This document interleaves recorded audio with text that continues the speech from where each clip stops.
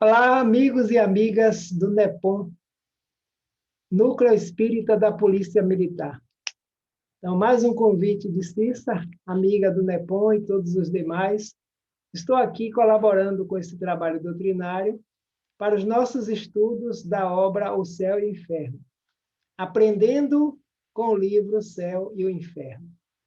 Então, que Jesus nos abençoe, nos conceda a sua paz, que os bons amigos espirituais nos inspirem e nos amparem para mais um trabalho doutrinário. Obrigado pelo convite e que Jesus abençoe a todos nós. Aprendendo com o livro O Céu e o Inferno. Capítulo 7, As Penas Futuras segundo o Espiritismo. Nós conhecemos o livro básico da doutrina, o Livro dos Espíritos, e esse livro é dividido em partes. Primeira parte, das causas primárias, que fala sobre a criação, deu origem ao livro A Gênese. Segunda parte, o mundo dos espíritos desencarnados, que deu origem ao livro dos médios, contato do tratado experimental entre o plano físico dos encarnados e o plano físico e o plano espiritual dos desencarnados, aqueles que já não estão mais com a veste carnal, agindo no plano sutil. Terceira parte, as leis morais. As leis que regem a vida, que os Espíritos nos dizem, está inscrita em nossa própria consciência. E essa terceira parte deu origem ao Evangelho segundo o Espiritismo. A quarta parte, das esperanças e consolações. É daí que origina-se a obra O Céu e o Inferno, também conhecido como a Justiça Divina segundo o Espiritismo. E nesse capítulo, Allan Kardec abre fazendo reflexões sobre um velho ditado popular que nós costumamos ouvir muito, que a carne é fraca. Então, hoje, estudando a doutrina, nós já sabemos que o corpo carnal é instrumento, é nosso instrumento de evolução, é matéria, tem vida própria, mas não pensa e não age por si só. O pensar, o agir, a inteligência, a vontade, o sentimento, todas essas potencialidades são inerentes a nós espíritos. Então, quando nós tomamos uma ação, podemos utilizar o corpo físico, mas ele é apenas instrumento de quem? Do espírito, que é o ser pensante e agente da natureza. Nós fazemos parte da obra de Deus, nós não estamos à parte. Então, todo movimento que nós realizamos, esse movimento contribui para a evolução do planeta como um todo, e assim alcança o universo, porque todos nós estamos interligados através do pensamento, da vontade, da emoção, do sentimento, da razão, da inteligência. Seres inteligentes do universo somos nós, os espíritos. Então, não é a carne que é fraca. Fraco, nos diz ele, que é nós, espíritos, que ainda não temos decisões firmes para não sermos arrastados pelas chamadas tentações. Pai, livrai-nos do mal, não nos deixais cair em tentações. São mensagens do Pai Nosso, deixado por Jesus, para que nós possamos fortalecermos-nos como espíritos, na vontade firme da prática do bem, evitando tudo aquilo que possa atrapalhar o nosso processo e o nosso progresso. De modo que o corpo físico, nós auxiliamos ele na sua constituição, no seu desenvolvimento. Ele diz assim: o espírito é assim o artesão de seu próprio corpo, que ele modela, por assim dizer, a fim de adequar a nossas necessidades espirituais. Então, dado isso, a perfeição do corpo das raças avançadas não seria o produto de criações distintas, mas é o resultado do processo evolutivo dos corpos mais primitivos, que foram tomados pelos seres que estamos na Terra, e à medida que nós vamos avançando, a matéria também vai evoluindo como uma ferramenta de instrumento. Nós já conhecemos um pouco sobre o perispírito, que é o corpo espiritual que nós utilizamos no processo da vida, reencarna, desencarna, reencarna, e assim sucessivamente, até o momento em que nós vamos desenvolver em nós todos os potenciais espirituais e não tenhamos mais necessidade de automaticamente estarmos no novo corpo físico, mas agindo muito mais fora da matéria, no plano dos espíritos desencarnados. Então, plasmamos nós, espírito, as nossas necessidades mentais evolutivas no corpo perispírito, corpo bioplásmico, o corpo que dá forma ao corpo físico, plasmando assim as nossas necessidades evolutivas. Então, já sabemos. Então, a partir daí, nós percebemos que essa evolução é constante. E aí chega-se à conclusão que a carne só é fraca porque o espírito é fraco, o que inverte a questão e deixa ao espírito a responsabilidade para todos os seus atos. Então, nós somos responsáveis pelos nossos atos, porque nós somos os seres pensantes que agimos, vontade, pensamento contínuo, emoção, que são inerentes à nossa condição de ser inteligente do universo. Quando Allan Kardec pergunta, no universo, Deus acima de tudo, espírito e matéria, qual a diferença do espírito para a matéria? O espírito é o ser inteligente do universo. E, acima de tudo, o criador e mantenedor da vida, que nós conhecemos como Deus, como nos dizem os espíritos na primeira questão da obra fundamental, o Livro dos Espíritos. Deus é a causa primeira de todas as outras, inteligência suprema do universo. A carne que não pensa, nem tem vontade, nunca prevalece sobre o espírito, que é o ser pensante e desejante. É o espírito que dá à carne as qualidades correspondentes aos seus instintos. Seja os nossos instintos, nosso estado evolutivo, está em nós e não no espírito. Então, a partir daí, começa a se fazer o estudo dos princípios da doutrina espírita sobre as penas futuras.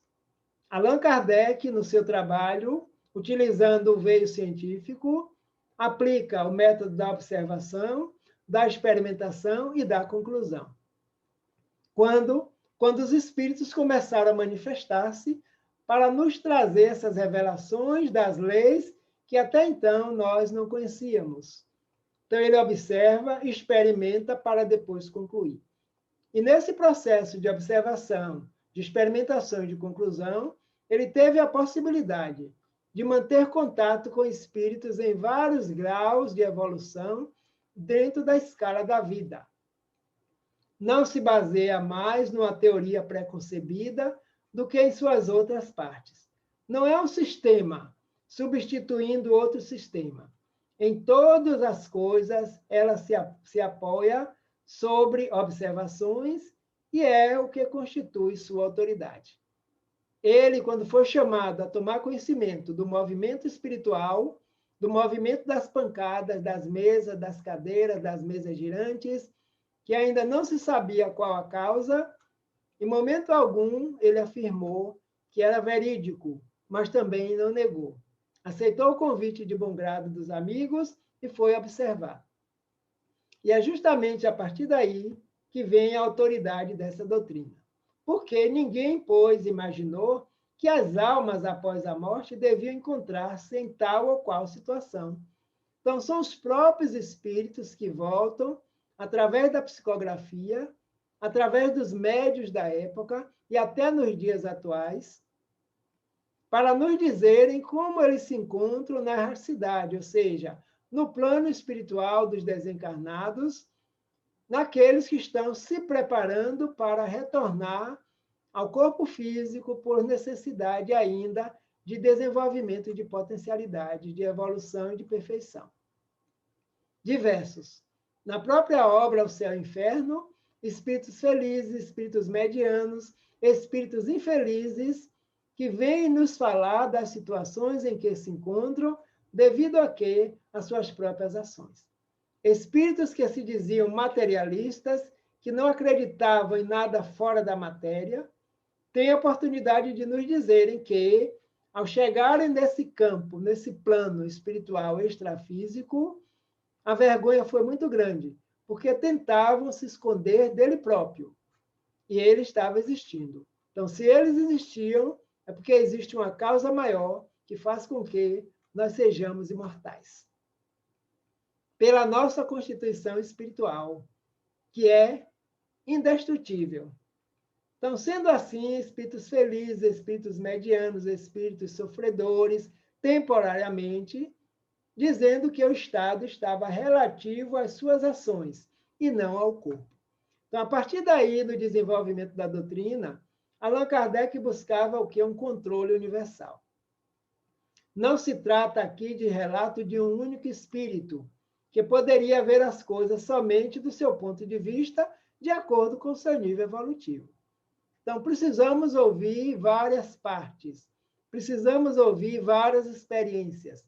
Por isso que, na elaboração do Livro dos Espíritos, ele encaminha perguntas diversas para várias partes do planeta, em vários países, onde ele sabia que existiam grupos de pessoas interessados em estudar os fenômenos que estavam ocorrendo, os fenômenos das mesas, os fenômenos das pancadas. E esses grupos reunidos estavam estudando, observando, perguntando sobre a realidade da vida. Então, justamente aí, que não é um único indivíduo, para que não ficasse somente a opinião de um único espírito. E assim somos nós orientados por Allan Kardec, que nas nossas experiências com os seres espirituais desencarnados, busquemos ouvir outros, busquemos ouvir a nossa própria razão, conversar tanto com espíritos desencarnados quanto encarnados. Devido ao grau de evolução em que nós nos encontramos, utilizando a lógica e a razão para tomarmos determinadas decisões. E ele apresenta, a partir daí, o Código Penal da vida futura, que Jesus já alerta no Evangelho a vida futura. E Kardec nos diz: aqueles que não creem na vida futura passam pelas experiências aflitivas com mais angústia, porque não veem possibilidade de melhoria. Nós estamos vivendo o presente, construindo o nosso futuro. O Espiritismo não vem, portanto, mediante sua autoridade privada, formular um código de fantasia. Não. É um código real. Sua lei, no que toca ao futuro da alma, deduzida de observações feitas sobre o fato, pode resumir-se nos seguintes pontos. Então, a partir das observações, a partir das falas, a partir da audição, da escrita, e do estado em que eles diziam encontrar-se, daqueles que estavam orientando, daqueles que estavam sendo orientados, daqueles que estavam sofridos. A partir daí, é elaborado um código dessa vida futura, sobre o estado da alma na cidade. O Evangelho traz lá no capítulo: há muitas moradas na casa de meu Pai. Se assim não fosse, eu já vos teria dito, disse Jesus aos discípulos. Se não existissem outras moradas para os espíritos além do planeta Terra, físico e espiritual, ele teria nos dito, para que nós não ficássemos enganados. Então é necessário que eu retorne, e quando lá eu estiver, eu os tomarei para estar comigo. E enviarei no futuro outro Consolador para esclarecer o que nós estamos conversando agora, nesse momento. Então, a erraticidade é um estado de espírito daqueles que estão aguardando o intervalo entre a encarnação que estava e a desencarnação que se encontra, se preparando para dar continuidade ao processo de aperfeiçoamento espiritual, que nós chamamos de perfeição, pois essa é a nossa meta divina. Está na nossa própria consciência retornar para que nós possamos dar continuidade a esse processo, que é natural e faz parte da vida, faz parte da lei de Deus. Primeiro, a alma ou espírito sofre na vida espiritual as consequências de todas as imperfeições de que ainda não se despojou durante a vida corporal. Seu estado, feliz ou desventurado, é inerente ao grau de sua purificação e de suas imperfeições. Então, nós já sabemos, aprendendo com a obra O Livro dos Espíritos e o Céu e o Inferno, que o estado de cada um, nós, no retorno ao plano espiritual dos desencarnados, será idêntico ao estado em que nós nos encontramos agora, enquanto encarnados. Já melhoramos em alguns pontos, estamos fazendo esforço para melhorar em outros, temos uns mais, outros menos, e essas chamadas imperfeição significa dizer que nós ainda não chegamos no patamar evolutivo que nós desejamos e que Deus também deseja, que é a perfeição. Mas toda a potencialidade divina que está em nós é perfeita. Todas são perfeitas. E elaborando, vivendo, experimentando é que nós estamos desenvolvendo-as em nós próprios. Então, esse é o estado de erraticidade que nada mais, nada menos depende da posição em que cada um de nós nos encontramos. Segundo, ele nos fala sobre a felicidade perfeita. Está ligada à perfeição, ou seja, ao grau de purificação completa do espírito. Toda imperfeição é, ao mesmo tempo, uma causa de sofrimento e de privação do gozo de um estado feliz. Então, é lógico e correspondente. Os que estão felizes construíram a sua felicidade. Têm compreensão da lei, vivenciam a lei, retornam para auxiliar os que estamos ainda na retaguarda, são espíritos amoráveis, benfeitores da humanidade. Estão no estado feliz. E aqueles que ainda não se encontram nesse estado, estamos elaborando na prática do bem no conselho dos espíritos, dizendo que fora da caridade não há salvação. Terceiro, não há uma única imperfeição na alma, no espírito, que não traga consigo suas consequências lastimáveis, inevitáveis, e nenhuma única boa qualidade que não seja a fonte de um bem-estar. Perfeitamente coerente. As imperfeições ainda em nós trazem conflitos, trazem dores, trazem dissabores. O que nós já conseguimos elaborar com sabedoria vão trazer prazer e bem-estar. Terceiro, ele nos fala, não há uma única imperfeição de alma que não traga consigo suas consequências lastimáveis, inevitáveis, e nenhuma única boa qualidade que não seja a fonte de prazer. Por isso, o esforço de todos nós para elaborarmos no bem, para a prática, pensamento e vivência no bem, enquanto alguns ainda não despertaram por que eu vou fazer o bem. Fazer o bem faz bem. Primeiro a quem? A nós próprios. Então, a soma das penas é assim proporcionada à soma das imperfeições, como a dos gozos está na razão da soma das qualidades. É natural que assim seja. Quanto mais imperfeito o espírito, nas suas potencialidades e capacidades, ele vai sempre viver, porque vai atrair para si as situações idênticas. E aqueles que pautaram a vida pelo bem, também a lei lhe devolve da mesma forma. Então, são as penas das vidas futuras, das vivências e das experiências. Devido a quê?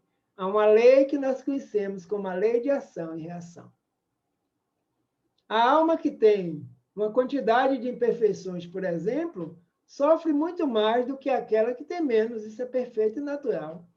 Então, pela mesma razão, a alma que possui 10 qualidades, assim, digamos, matematicamente já desenvolvida, o gozo da sua plenitude, da sua felicidade, do seu bem-estar, será bem melhor e maior.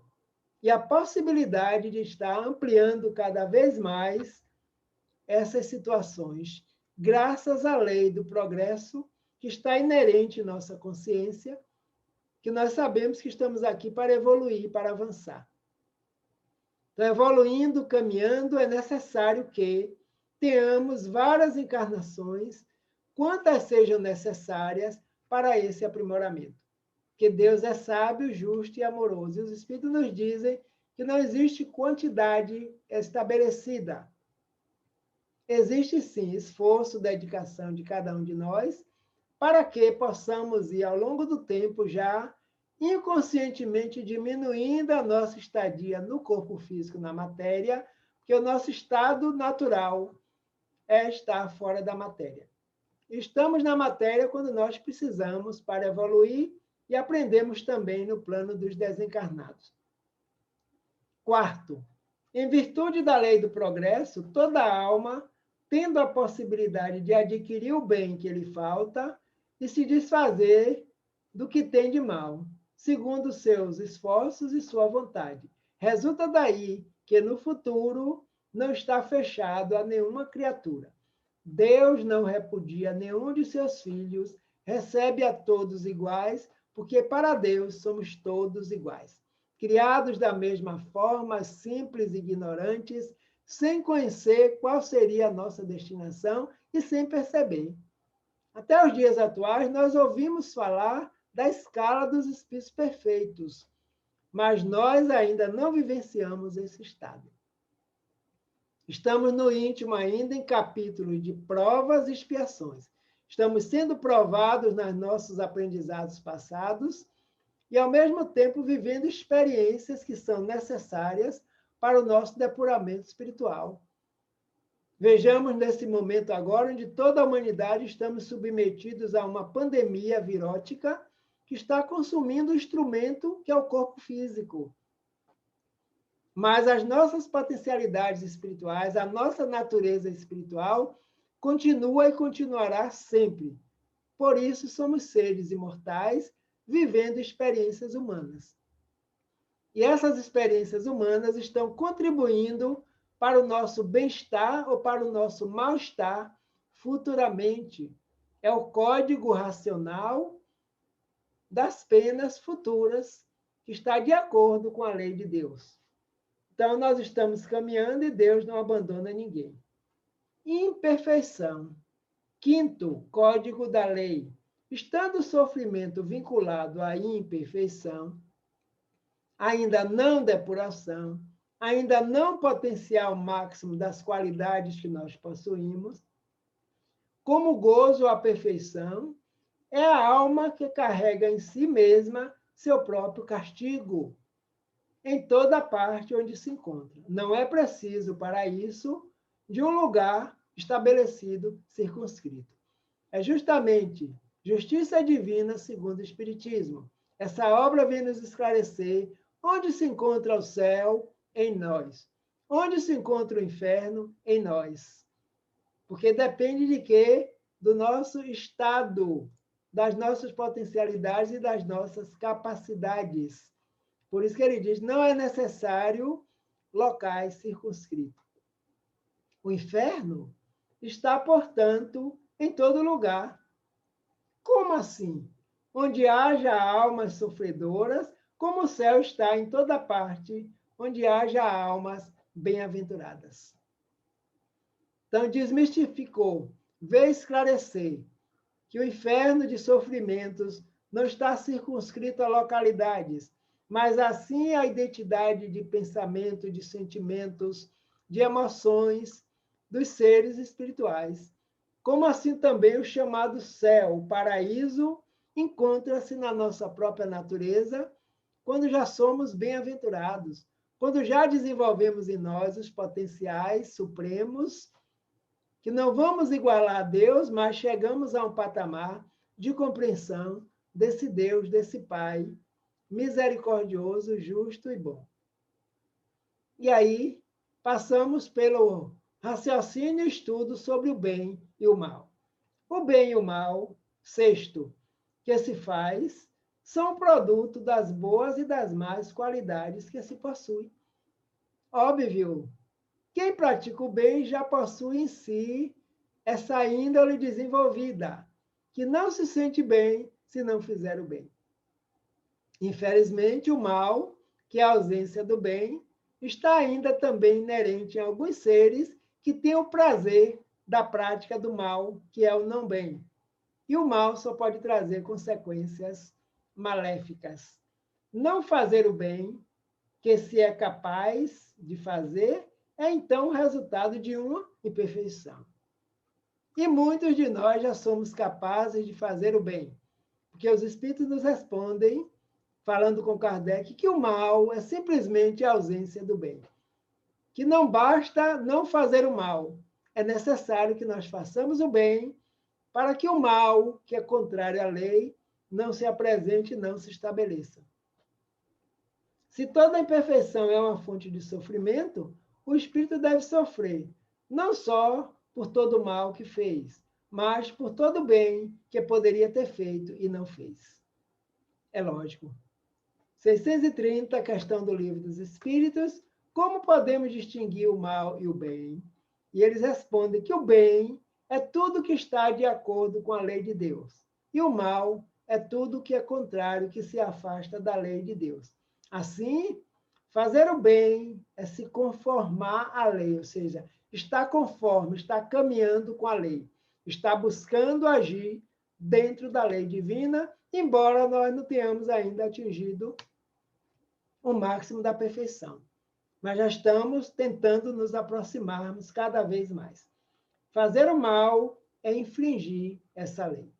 Então, cada vez que fazemos o mal, nós infringimos a lei em nós próprios. E aí, naturalmente, pela lei de ação e reação, já estamos comprometidos num retorno, numa estadia que possa perceber que precisamos recomeçar para refazer e para consertar. Código outro, o espírito sofre pelo próprio mal que fez, de maneira que a sua atenção, estando incessantemente concentrada nas consequências desse mal, ele compreenda melhor seus inconvenientes e seja motivado a corrigir-se. Então, o mal não é oriundo da lei divina, são ações dos espíritos, nós. E ele retorna para nós para nos dizer que agimos de forma incorreta e vamos ter que consertar. É a lei de ação e reação. A ação parte de nós, a reação é da lei divina, retorna para nós, sábia e justa, que utiliza como mecanismo de educação. Aprende-se pelo amor? Sim, aqueles que assim se dispõem. Aprendemos pela dor também. Quando nós não damos oportunidade ao amor chegar primeiro, a mestra dor se apresenta. E aí nós vamos caminhando. O Código Oitavo fala da justiça divina. Sendo a justiça de Deus infinita, é mantida uma conta rigorosa do bem e do mal. Se não há uma única má ação, um único mau pensamento que não tenha suas consequências fatais. Não há uma única boa ação, um único bom movimento da alma, o mais leve mérito, numa palavra que seja perdido. Mesmo nos mais perversos, porque é um começo de progresso. Resumindo, nas leis divinas, nada fica sem resposta. Toda má ação, mínima que seja, é contabilidade do espírito. Toda boa ação, mínima que seja, também é contabilidade do espírito. Não há um bom sem defeito. Quem de nós não ouvimos esse ditado? Não há um bom sem defeito. E não há um ruim que não tenha algo bom. Porque é da nossa própria natureza, o bem. Que somos seres divinos, criados, emanados do bem supremo. Então, a nossa meta é desenvolver o bem. Mas enquanto estamos no processo, de repente, fazemos algo bom, algo não bom, lembrando de Paulo. O mal que eu não quero, esse eu faço com muita facilidade. E o bem que eu quero, ainda não consigo fazer. Esforço, dedicação, perseverança, fé e trabalho. E a nona diz assim: toda falta cometida, todo mal realizado é uma dívida contraída que deve ser restaurada. Se não for numa existência, será numa próxima e assim sucessivamente. Porque as nossas existências estão solidárias umas às outras. Tudo que nós já experienciamos em determinado momento até então, o resultado está conosco aqui agora. Aonde na nossa consciência, na nossa inconsciência, tudo arquivado em momento próprio, para que nós possamos vivenciar o agora, o presente. Presente de Deus, essa encarnação, está nas nossas mãos, preparando para o futuro. E aí tomamos conhecimento que existem leis que nos retornam, tanto o bem que nós fazemos e o não bem. Então, aí vem nos dizer do esforço, da prática do bem, como já dizia nosso irmão Chico Xavier. O bem que tu faz será teu advogado hoje, aqui, amanhã, depois, em qualquer parte. Porque nada se perde na natureza divina. Nada se perde diante da lei divina. Assim como também o chamado mal praticado retorna para o indivíduo. É questão de consciência. Por que retorna? Porque só assim ele vai despertar que não é um castigo de Deus, é uma ação que foi provocada pelo próprio ser, pelo próprio espírito. E aí estamos nós caminhando no processo evolutivo. Pela natureza dos sofrimentos e das vicissitudes suportadas na vida corpórea, pode-se julgar da natureza das faltas cometidas numa existência precedente e das imperfeições que eles são a causa. Então, natureza dos sofrimentos. Os Espíritos nos dizem que nós não conhecemos tudo pelo qual nós vamos passar. Conhecemos o central, porque o demais vai depender sempre das nossas ações. Vicissitude suportada na vida corpórea, fé, resignação, coragem, o Evangelho já nos chama a atenção para obediência e resignação. Obedecer com o sentimento da razão. Passamos pelo crivo da razão, estamos vendo que nesse momento tem uma lei muito poderosa agindo no planeta Terra. A lei de destruição e conservação. Conserve-se todo esforço possível para não ser consumido agora o corpo. Então, isso é a obediência da razão que está nos dizendo que é assim. E a resignação é que nós possamos confiar na justiça divina, precavendo-nos de toda a necessidade desse momento, para que não sejamos contaminados pelo vírus que está assolando ainda o planeta, tomando os cuidados necessários da orientação da Organização Mundial de Saúde. E resignar-se diante da lei que nós não podemos mudar. Buscar compreender, porque senão vamos sofrer, a lei vai se cumprir e nós sofreremos duas vezes. Pela desobediência ao processo pelo qual nós estamos vivenciando agora. Então, é o Espiritismo que vem nos consolar, nos esclarecer, como disse o Mestre, eu vos enviarei um outro Consolador. Continuando alguns desses códigos penais, nós percebemos uma grande fala do nosso Mestre e irmão Jesus de Nazaré. Haverá choro e ranger de dentes. 16º, muito interessante. São muitos, são vários, esse código, que vale a pena o nosso estudo, a nossa dedicação, para compreendermos que uns estão intrincados com outros, porque são consequências naturais do processo e das ações de nós espíritos. O arrependimento é o primeiro passo para o aperfeiçoamento, mas sozinho não basta. É preciso ainda a expiação e a reparação. Então, os Espíritos nos orientam que não basta se arrepender, bater no peito que está arrependido e a situação aflitiva que foi gerada, que foi construída, que está agindo. Como fica? Arrependimento, expiação e reparação são as três condições necessárias para apagar os traços de uma falta e também de suas consequências. Por isso que muitas vezes nós nos programamos junto com os mentores espirituais para, nesta encarnação agora, estarmos atentos, fazendo o que podemos de melhor para recuperar o tempo perdido que já foi. Tempo é sucessão das coisas e nós não podemos voltar lá atrás para recomeçar.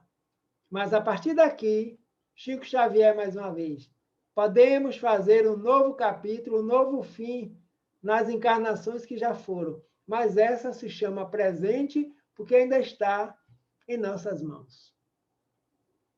É a melhor, amigos e amigas, que nos ouvem no NEPOM e os demais que estão vinculados a este canal neste momento dessas reflexões. Nós estamos na nossa melhor encarnação, produto das que passaram, que nós não vamos voltar mais, construindo as que ainda virão, futuro, que ainda não chegou, mas o presente já está em nossas mãos. O arrependimento é importante, porque, nos dizem os Espíritos, o arrependimento suaviza as dores da expiação, dando esperança e preparando as vias da reabilitação. Mas somente a reparação pode anular o efeito. Olha que interessante. Destruindo a causa, o perdão seria uma graça e não uma anulação. O perdão é uma graça. Perdoai, Pai, as nossas ofensas, assim como nós perdoamos aqueles que nos ofendem, que nos ofenderam ou que venham nos ofender. Porque o perdão é uma libertação. Primeiro para quem concede, e depois para aquele a qual foi concedido. O Evangelho está aí, como instruções divinas desse mestre, irmão e amigo Jesus de Nazaré. Então, o arrependimento é necessário, porque quando nós nos arrependemos, nós estamos nos colocando à disposição do serviço que virá para reparar, porque o dano já foi causado. E primeiro foi a lei que foi agredida onde? Em nós próprios. E a sabedoria divina permite que o arrependimento suavize as dores da expiação. Se faz necessário expiarmos. Nós estamos espíritos em processo de expiação. Aonde? Num planeta Terra, que abriga espíritos em processo de expiação. Não é o planeta que está em expiação. A categoria dele, quem dá somos nós. Primitivo, expiações e prova, regeneração, que nós estamos caminhando, quando nosso mundo íntimo, mental, espiritual, estamos caminhando para regenerar nós próprios. Porque o único mundo que nós podemos mudar é o nosso mundo íntimo. E, como consequência, influenciamos no planeta e no universo. Então, é necessário que haja arrependimento para que a expiação do dano tenha esperança e, a partir daí, a reparação aconteça. E, com a reparação, anula aquele efeito danoso do passado. Por isso, tem tantos seres trabalhando bem na Terra, reencarnando como missionários, nos ensinando, nos estimulando na prática do bem, para que nós também possamos reparar os danos causados no passado. Graças ao esquecimento do passado, que faz parte também da lei amorosa e justa, nós não lembramos, graças a Deus. Vamos adiante. O que interessa mais? Agora só interessa o hoje, o bem que nós podemos fazer. 18º está ligado à hora da colheita. Lembremos do joio e do trigo. Mestre, o inimigo semeou o joio junto com o trigo. Dizia os empregados ao patrão. Quer que nós arranquemos? Eles disseram não, porque ainda não chegou a hora da colheita. Por quê, mestre? São muito parecidos o joio e o trigo. Se arrancarem agora, corre-se o risco de arrancar os dois juntos. Então, vamos dar tempo ao tempo. Eles vão germinar e, na hora da colheita, na hora da ceifa, aí sim, nós vamos saber separar o joio do trigo. O joio será atado em molhos e será queimado. Porque toda planta que meu pai não plantou será queimada, arrancada e queimada. E o trigo serve para alimentar. São as potencialidades divinas do bem que estão em nós. Mas, ao longo dos tempos, nós vamos nos apegando, nós vamos criando paixões, nós vamos cometendo desantinos, semeando a maldade, o trigo. Está aí, perfeito, dado por Deus. E o joio vai se aproximando pelas ações negativas até o momento da reparação. Os espíritos imperfeitos são excluídos dos mundos felizes, cuja harmonia perturbariam. Lembremos de Exilados de Capela, que chegou até nós explicando a vinda de milhares de espíritos para o planeta Terra, porque lá no mundo onde eles se encontravam, O intelecto e a moral já estavam avançando e eles não colaboravam.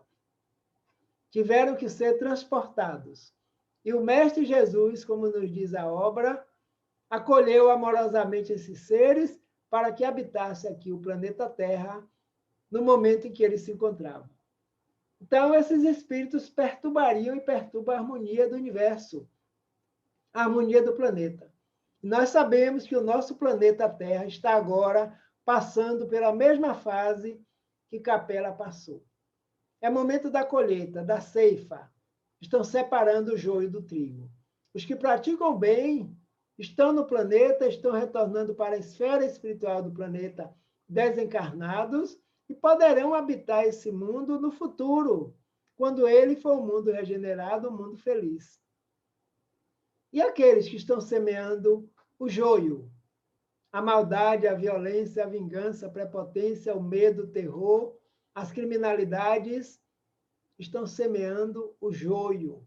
E quando saem daqui, levam consigo essa semente do joio, até chegar o momento do arrependimento, para o retorno, a reparação, que podem ser também em outros mundos, de acordo com a nossa capacidade, o nosso conhecimento, a nossa natureza, o nosso grau evolutivo. Então, permanecem nos mundos inferiores, onde expiam suas faltas, pelas tribulações da vida. E se purificam de suas imperfeições, até que mereçam encarnar-se nos mundos mais avançados, moral e fisicamente. Então, moral, nós, espíritos, estamos avançando moralmente. Fisicamente, o planeta Terra está e recebe de nós vibrações, pensamentos, ações, que podem ser boas ou ruins. Se forem boas, ótimo, estaremos contribuindo para habitar um mundo melhor. Bem-aventurados os mansos e pacíficos, porque eles herdarão a terra, porque estão trabalhando pela mansidão e pela paz no mundo íntimo das criaturas. Então, a hora da colheita está acontecendo e os espíritos amorosos estão direcionando os seres que estão deixando a terra, cada um ao seu grau. E, nesse momento, desencarnes coletivos. Quantas vidas ceifadas fisicamente pelo vírus? E esses seres continuam chegando ao plano espiritual, sendo recebidos por equipes imensas que trabalham sob a orientação do nosso irmão Jesus de Nazaré. Eu estarei convosco até o fim dos tempos. Nós conhecemos essa fala também. Essa fala do nosso irmão e amigo Jesus. Sejam quais forem a inferioridade e a perversidade dos espíritos, Deus nunca os abandona. Todos têm seu anjo da guarda, que vela por eles, espiam movimentos de sua alma e acompanham, esforçam-se para suscitar neles bons pensamentos. Eu estarei convosco até o fim dos tempos. Que tempos? Dos tempos ruins. Jesus nunca nos abandonará, porque o Pai a ele confiou todas essas ovelhas, da qual nós também fazemos parte deste rebanho do educandário Planeta Terra. E não esqueçamos, amigos e amigas, todos que nos ouvem, temos ligados a nós um espírito amoroso, evoluído moralmente, intelectualmente, sentimentalmente, em todos os níveis, mais do que nós, porque é o nosso orientador, é o nosso anjo da guarda. A teoria do anjo da guarda é verdadeira, nos dizem os espíritos. Entre as diversas tarefas que esse espírito possui, está nos acompanhar muitas vezes ao longo de diversas encarnações. Sabe do nosso planejamento, esteve presente com certeza. Se nós não estivéssemos em condições de dar palpites, está nos acompanhando o processo para verificar se nós estamos cumprindo com o que foi planejado e que nós acordamos. Como saber? Que nos perguntemos o que é que nós estamos fazendo na vida, da vida e pela vida. O que é que nós estamos fazendo conosco enquanto espíritos? Amai ao próximo como a si mesmo e a Deus acima de tudo. Se estamos bem no que estamos fazendo, sentindo bem, refletindo bem, pensando bem e construindo bem, estamos no caminho certo. Se tivermos dúvida, que a vida está num joguete, estamos indo para lá, para cá, não estamos satisfeitos com coisa alguma, paremos, reflitamos, façamos uma prece e convoquemos esse irmão amigo que é o nosso anjo de guarda. E ele vai nos inspirar. Ele vai fazer com que nós nos encontremos com ele quando estivermos com o corpo adormecido e vamos conversar e trazer gravado na acústica da alma e da consciência os conselhos, as orientações que foram dadas, que sempre são dadas pelo nosso amigo espiritual, nosso mentor espiritual, nosso anjo da guarda, nosso espírito bom. O nome pouco importa. Temos a certeza de que ele existe. Então, é a presença divina em nós, por mais perverso, por mais imperfeito. E lembremos que todos temos, independente de ser evoluído ou involuído, bom ou mal, o espírito é temporariamente a maldade, o anjo de guarda está trabalhando para trazê-lo ao caminho, o caminho do bem, o caminho justo. Contudo, o guia protetor age quase sempre de maneira oculta, sem exercer nenhuma pressão, porque respeita o nosso livre-arbítrio, nos inspiram, a decisão é nossa. Faça o bem, pratique o bem, trabalhe no bem, estude. Amai-vos, espíritas. Primeiro mandamento, instruí-vos, o segundo. Porque o amor e a instrução são as duas asas mestras da evolução espiritual. E quando colocamos na prática o bem que nós estamos aprendendo, melhor para todos nós. Então, não tem pressão, tem decisão, tem inspiração, para que o mal não se faça presente e o retorno não seja a dor para nos educar, e sim o amor e o conselho amigo. O espírito deve aperfeiçoar-se pelo fato de sua própria vontade, é por isso que ele não nos pressiona. E não em decorrência de qualquer coerção. Ele age bem ou mal em virtude de seu livre-arbítrio, mas sem ser fatalmente impelido num sentido ou no outro. Então, nós não somos impelidos fatalmente a... Somos aconselhados, sim, porque na nossa natureza temos a decisão de fazer uma coisa ou outra. E eles ficam satisfeitos quando nós fazemos, optamos por estar dentro da lei, que é a prática do bem. Se age mal, sofre as consequências do mal, enquanto persistir no mau caminho. Desde que, dado um passo para o bem, sente imediatamente os efeitos. Quando sentimos os efeitos do bem, não tem mais como recuar. Porque fazer o bem faz bem. Então, o código moral da vida futura está atrelado às nossas ações de espíritos e não determinação divina. O sofrimento pode ser inevitável, é opcional. O bem é eterno e é divino. Por isso que as coisas negativas no planeta Terra, na nossa sociedade, ainda fazem bastante barulho, porque ainda tem muita gente que dá atenção, que doa energia para tal. E é preciso fazer barulho, porque não vai durar muito tempo. E o bem, ele se instala como se andasse em sandálias de pantufa, de algodão silenciosa, e vai se instalando e a sociedade começa a mudar. Estamos nós nesse processo, vivenciando dentro dos códigos da lei divina as nossas ações do passado, construindo ações boas para o futuro, para que o retorno seja bom para todos nós. Então, arrependimento, expiação e reparação, assim caminhamos nós nesse processo. Quando dizemos nosso mundo íntimo de provas e expiações, estamos sendo provados no que aprendemos e, ao mesmo tempo, estamos nos depurando dos malfeitos do passado. Como acontece essa depuração? Colocando no lugar do mal o bem, o bom e o belo. Então, amigos e amigas do NEPOM, todos que nos ouvem, que nos assistem neste momento, o nosso agradecimento. Cissa, nossa amiga, que nos convida pelo Departamento Doutrinário da Casa.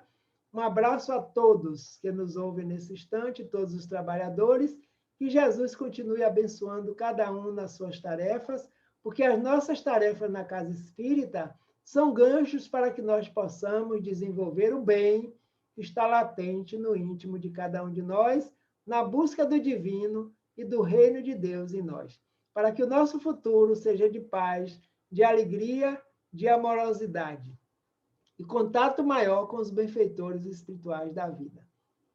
Nós estamos encerrando esse momento e dizendo assim: Jesus amigo, amado de todas as horas, abençoa, Senhor, a humanidade neste momento, auxilia-nos para que nós possamos aproveitar esses instantes que nos encontramos na Terra, em grande momento de transição do planeta e do mundo íntimo de cada um de nós.